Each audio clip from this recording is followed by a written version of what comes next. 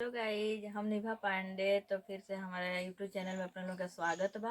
फिर तो से हमनी सन वो लोगन ला मजेदार गीत ले आइल बानी सन सरवा सरवा गारी गारी। गीत। अगर वो लोगन की अगर ये अच्छा लगी तो लाइक कमेंट और हमनी के चैनल के सब्सक्राइब जरूर करें और बेल आइकन दबाना मत भूलें। पिजड़ा एगो हरिहर पिजड़ा, लाल पिजड़ा एगो हरिहर पिजड़ा, ओमे बैठल बाड़े कौन साले बन के ही जड़ा, ओमे बैठल बाड़े कौन साले बन के ही जड़ा, लाल पिजड़ा एगो हरिहर पिजड़ा, लाल पिजड़ा एगो हरिहर पिजड़ा, ओमे बैठल बाड़े सरवा साले बन के ही जड़ा, ओमे बैठल बाड़े सरवा साले बन के